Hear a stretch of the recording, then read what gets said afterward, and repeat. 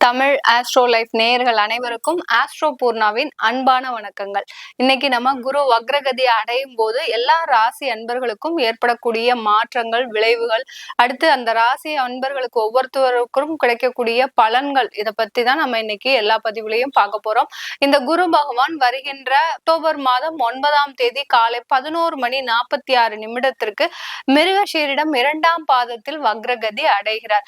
இப்படி அடையக்கூடிய அந்த குரு பகவான் எப்போ வக்ர நிவர்த்தி பெறாரு அப்படின்னு பார்க்கும்போது வருகின்ற 2025 பிப்ரவரி மாதம் 4ஆம் தேதி மதியம் சுமார் 2:30 ரோஹிணி நட்சத்திரம் 3ஆம் பாதத்துல அந்த குரு பகவான் வக்ர நிவர்த்தி அடைகிறார். இந்த குரு பகவான் சொன்னாலே எல்லோருக்குமே நினைவுக்கு வருது ஒரு ராஜ கிரகம். எல்லா கிரகங்களுக்கும் ஒரு நன்மையை கொடுக்கக்கூடிய, எல்லா கிரகங்களையும் விட அதிகமான பல மடங்கு நன்மையை தரக்கூடியவர் ஜோதிட ரீதியாக இந்த குரு பகவான் மட்டுமே அப்படின்னு நம்ம எல்லாருமே நினைச்சிட்டு இருக்கோம். அதேதான் உண்மையும் கூட. அந்த குரு பகவான் இல்லாம எந்த ஒரு சுப காரியங்களும் எந்த ஒரு வருமானங்களும் கிடைக்கிறதே கிடையாது யார் ஒருவர் ஜாதகத்திலையும். இந்த குரு பகவான் வீற்றிருக்கின்ற இடத்தை பொறுத்து, இந்த பாவகத்தை பொறுத்துதான் அந்த குரு பகவானின் தன்மைன்றது ஒவ்வொரு ஜாதகத்திற்கும் கிடைக்கிறது. இப்ப குரு பகவான் நல்ல இடத்துல, அதாவது 2, 4, 11 இந்த மாதிரியான ஒரு நல்ல இடத்துல பாவகத்துல இருந்தாருன்னா அந்த ஜாதகத்திற்கு வருமானத்திற்கு எந்த விதமான குறைவும் இன்றி நிரந்தர வருமானம்ன்றது ஒவ்வொரு அந்த ஜாதகருக்கு எப்போதுமே கிடைத்திருக்கும். அதே சமயத்துல சொத்து சம்பந்தமான சில விஷயங்கள், வீட்டுல சுப நிகழ்ச்சிகள், எல்லாருமே ரொம்ப எதிர்பார்க்கிறது நம்ம குடும்பம் நிம்மதியாக இருக்கணும். நம்ம எவ்வளவு கஷ்டப்பட்டாலும் பரவாயில்ல, குடும்பத்துல இருக்கக்கூடிய நபர்கள் நிம்மதியாக இருக்கணும், குழந்தைகள் நல்ல ஆரோக்கியமா இருக்கணும், நல்ல ஒரு படிப்பை கத்துக்கணும் அப்படின்றதுதான் எல்லோருடைய வாழ்க்கையிலுமே எல்லோருமே விரும்பக்கூடியது. அத்தனையும் கொடுக்கக்கூடியவர் அந்த குரு பகவான். இப்ப வக்ரகதி அடையும் போது பாவத்தன்மையை பெறுகிறார், பின்னோக்கி நகர்கிறார். மிருகஷீரிடம் 2ஆம் பாதத்துல இருக்கக்கூடிய அந்த குரு பகவான் பின்னோக்கி நகர்ந்து ரோஹிணி நட்சத்திரம் 3ஆம் பாதத்திற்கு வரும்போது அவர் தன்னுடைய சுபத்தன்மையை இழக்கிறார். இந்த சுபத்தன்மையை இழக்கும் போது ஒவ்வொரு நட்சத்திர அன்பர்களும் ஒவ்வொரு ராசி அன்பர்களும் எந்த மாதிரியான மாற்றங்களை பெற போறாருன்னு தான் நம்ம இந்த பதிவுல எல்லா பதிவுலையும் நம்ம பார்க்க போறோம். இப்போ குரு பகவான் வக்ரகதி அடையும் போது இது பலன்களா நமக்கு கிடைக்குமா இல்ல ஒரு மாற்றங்களா கிடைக்குமா அப்படின்னு பார்த்தோம்னா கண்டிப்பாக ஒரு மாற்றங்கள் தான் கிடைக்கும். பலன்கள்ன்றது பாத்தீங்கன்னா அவர் ஒரு வருடத்திற்கு உண்டான பலன்களை தான் கொடுக்க போறாரு.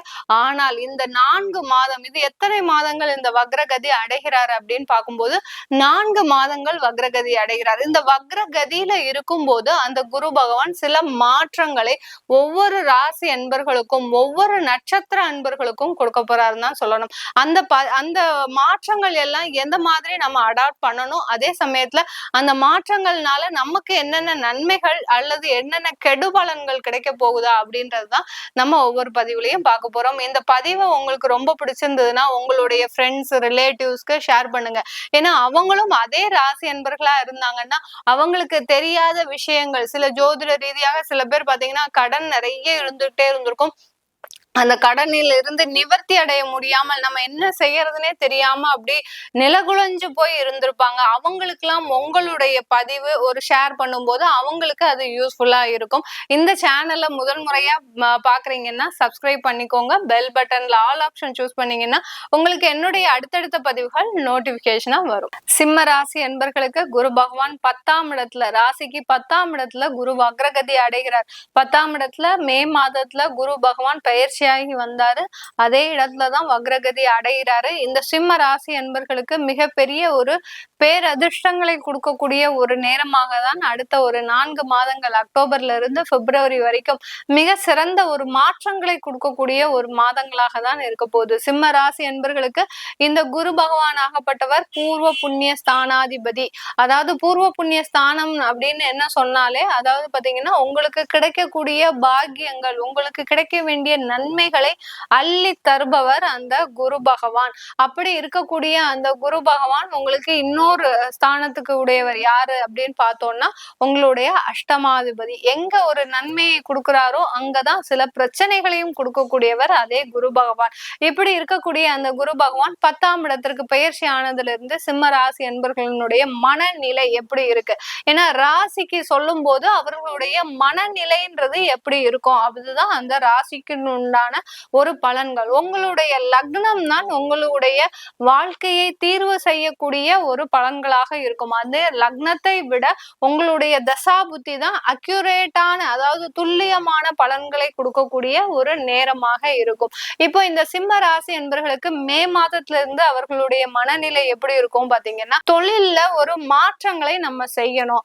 அந்த தொழில்ல மாற்றங்கள் செய்யறதுனால நம்மளுக்கு இது நடந்துருச்சு, இவ்வளவு கடன் பட்டுட்டோம், இவ்வளவு தேவையில்லாத பிரச்சனைகள் வந்துருச்சு, இதை செய்யாம இருந்திருந்தா நம்ம பாட்டுக்கு இன்னைக்கு ராஜாவாக இருந்திருக்கலாம் அப்படின்ற ஒரு மனநிலை, உங்களுக்கு ஒரு எதிர்மறையான ஒரு மனநிலை இருக்கக்கூடிய, தொழில் சம்பந்தமான ஒரு எதிர்மறையான மனநிலை. அதே சமயத்துல தொழில் செய்யல, நாங்க வேலைக்கு தான் போகிறோம் அப்படின்னா, எங்க உங்களுக்கு வேலைக்கு போயிடுமோ, எங்க நம்மளை தூக்கிடுவாங்களோ, எங்க நம்மளை சஸ்பெண்ட் பண்ணிடுவாங்களோ, எங்க நம்மளுக்கு ப்ரமோஷன் கொடுக்காம போயிடுவாங்களோ, எங்க நம்மளுக்கு வருமானம் இல்லாம, அதாவது தேவைக்கு உண்டான ஒரு இன்கிரிமெண்ட், வருஷத்துக்கு ஒரு வாட்டி இன்கிரிமெண்ட் போடுறாங்கன்னா அந்த வருஷத்துக்கு ஒரு வாட்டி இன்கிரிமெண்ட் போடாததும் இந்த வாட்டி நடந்துருமா அப்படின்ற அந்த வேலை வாய்ப்பு, வேலை சம்பந்தமான நிறைய எதிர்மறையான ஒரு சிந்தனைகள் இவர்களுக்கு எப்போதுமே ஓடிட்டு இருக்கும். இதுல முக்கியமா இவர்களுக்கு ஓடக்கூடியது அந்த குழந்தைகள் சம்பந்தமான, சிம்ம ராசியில இருக்கக்கூடிய அந்த குழந்தைகள் சம்பந்தமான, சில பேர் பெற்றோர்கள் சிம்ம ராசியில இருக்கிறான், ஆனா நீங்க உங்களுடைய குழந்தைகளை பற்றி எப்போதுமே யோசிச்சுக்கிட்டே இருப்பீங்க. நமக்கு அந்த குழந்தைகள் நல்லா படிக்கணும் அப்படின்னு நீங்க நினைக்கும் போதுதான் அவங்க என்ன பண்றாங்க, நல்லா படிக்காம மார்க் ரொம்ப, நான் எதிர்பார்த்த மாதிரியே நடந்துருச்சு அப்படின்னு வீட்டுல ஒரே புலம்பிக்கிட்டே இருப்பீங்க. என்னதான் நம்ம செஞ்சாலும் நீங்க உங்களுடைய மனநிலைன்றது பக்குவம் அடைந்த ஒரு நிலையில இல்ல சிம்மராசி என்பவர்களே. ஏன்னா நீங்க ரொம்ப ஒரு எதிர்பார்ப்போட இருந்துகிட்டே இருக்கிறீங்க. சிம்மராசி என்பர்கள் எப்போதுமே பாத்தீங்கன்னா, வீட்டுல இருக்கக்கூடியவங்க இவ்வளவு டிசிப்ளினா தான் இருக்கணும், இவ்வளவு டயத்துக்கு இருக்கணும், இப்படி இருக்கணும், அப்படி இருக்கணும்னு ரொம்ப ஒரு அந்த வாழ்க்கை முறையை பாத்தீங்கன்னா ஒரு ஸ்ட்ரைட் ஃபார்வர்டா நடத்திட்டு இருக்கிறீங்க. அது உங்க கூட இருக்கிறவங்களால செய்யவே முடியாது. நீங்க என்ன தலைகீழ நின்னாலும் அதை செய்ய முடியாது. அப்படி இருக்கும்போது நீங்க உங்களுடைய மனநிலையை மாற்றிக்கிறது தான் ஒரே ஒரு வழி. அதனால சிம்மராசி என்பவர்களுக்கு நான் சொல்லக்கூடிய ஒரே ஒரு சின்ன அட்வைஸ் என்னன்னா, ஏன்னா சிம்மராசி என்பவர்களுக்கு அட்வைஸ் பண்றதே பிடிக்காது. நீங்க யாரு எங்களுக்கு அட்வைஸ் பண்றது அப்படின்ற மாதிரி தான் டக்குன்னு ஒரு இடத்துல பேசிட்டு இருக்கும் போதே பாத்தீங்கன்னா அந்த மாதிரியான ஒரு முகபாவனைகள்லாம் அவர்களுக்கு போயிடும். அந்த மாதிரியான இருக்கக்கூடிய அந்த சிம்மராசி என்பவர்களுக்கு நான் சொல்லக்கூடிய, எனக்கு தெரிந்த அளவுக்கு ஜோதிட ரீதியாக சொல்லக்கூடிய ஒரு சின்ன விஷயங்கள் என்னன்னா, நீங்க உங்களை மாதிரியே எல்லாரும் இருக்கணும்னு நீங்க எதிர்பார்க்கிறத விட்டுட்டீங்கன்னாலே அன்றிலிருந்து நீங்க தான் ராஜா, அன்றிலிருந்து நீங்க தான் அந்த காட்டுக்கே ராஜா. என்னைக்கு நீங்க ஒருவரை நோக்கி பயணம் செய்யறீங்களோ, இப்ப கணவனா இருக்கிறீங்களா, மனைவியை நோக்கி நீங்க பயணமே செய்யக்கூடாது. அவங்க நல்லா இருக்கணும், அவங்க நம்ம சொன்ன பேச்ச கேட்கணும், அவங்க நல்லதுக்கு தானே நம்ம செய்யறோம் அப்படின்னு நீங்க நினைச்சீங்கன்னா கண்டிப்பா அந்த இடத்துல ஒரு விரிசல்கள், பிரிவினைகள் கண்டிப்பா இந்த சிம்மராசி என்பர்களுக்கு வந்தே தீரும். அது இல்லாம நீங்க ஒரு மனைவியா இருக்கிறீங்க, நம்ம கணவர் நம்ம சொல்ல பேச்செல்லாம் கேட்கணும், நமக்கு கீழே தான் இருக்கணும், அவர் அம்மா அப்பா பேச்ச கேட்கவே கூடாது அப்படின்னு நீங்க மனைவியாகப்பட்டவர் நினைச்சீங்கன்னா கண்டிப்பா அண்ணிலிருந்து அவர் அம்மா அப்பா பேச்சதான் கேட்பாரு, அவர் நீங்க சொன்ன பேச்ச கேட்கவே மாட்டாரு. இந்த மாதிரியான ஒரு ஈகோ ப்ராப்ளம்ஸ் நிறைய வர ஆரம்பிச்சிடும். இந்த சிம்ம ராசியில இருக்கக்கூடிய பெற்றோர்களுக்கு முதல்ல நான் சொல்லக்கூடிய அறிவுரை என்னன்னா, நீங்க குழந்தைகளை பற்றி கவலையப்படாதீங்க. ஏன்னா குரு பகவான் குழந்தைக்காரகர். அந்த குரு பகவானுடைய அந்த இதுவே உங்களுக்கு இருக்கிறதுனால கண்டிப்பா அந்த குழந்தையாகப்பட்டது ஒரு நல்ல வளர்ச்சியை சந்திக்கக்கூடிய ஒரு நேரமாக இருக்கும். சில காரண நேரங்களால, கால சூழ்நிலைகளால அந்த குழந்தைகள் மூலமாக நீங்க நிறைய அவமானப்பட்டிருப்பீங்க. ஏன்னா சிம்ம ராசியில இருக்கக்கூடிய வாலிப பருவத்துல இருக்கக்கூடியவர்கள் 23 வயசுல இருந்து 25 வயசு வரைக்கும் இருக்கிறீங்கன்னா உங்களுக்கு நிறைய ஒரு ஏமாற்றங்கள் நடந்திருக்கும். ஆண்களாக இருந்தீங்கன்னா பெண்கள் மூலமாக ஏமாறப்பட்டிருப்பீங்க, பெண்களாக இருந்தீங்கன்னா ஆண்கள் மூலமாக ஏமாறப்பட்டிருப்பீங்க. இந்த மாதிரியான ஒரு ஏமாற்றங்கள் உங்களுடைய வாழ்க்கையவே புரட்டி போடக்கூடிய, ஏன்னா உங்களுக்கு திறமைகள் அதிகமாக இருக்கு. சிம்மராசி என்பர்கள்ல திறமைகள் அதிகமாக இருக்கு. அது எதனால ஒரு செயல்பாட்டுக்கு வரமாட்டேங்குது அப்படின்னு இருக்கும்போது, இந்த மாதிரியான தேவையில்லாத ஒரு எதிர்பார்ப்புகள் இருக்கும்போது அங்க உங்களுடைய திறமைகள் வெளிவர முடியாததற்கு ஒரு காரணமாக இருக்கு. சிம்ம ராசியில 3 நட்சத்திர அன்பர்கள், அதாவது மகம், பூரம், உத்திரம், மகம் நட்சத்திர அன்பர்கள் இந்த குரு வக்ரகதி உங்களுக்கு கடனை ஃபுல்லா அடைக்கக்கூடிய ஒரு நேரமாக இருக்கும். சில ஆன்மீக விஷயத்துல உங்களுக்கு நாட்டம் அதிகமாக இருக்கும். சில பேர் பாத்தீங்கன்னா ஆஞ்சநேயர் வழிபாடுலாம் நீங்க ரொம்ப அதிகமா பண்ணுவீங்க.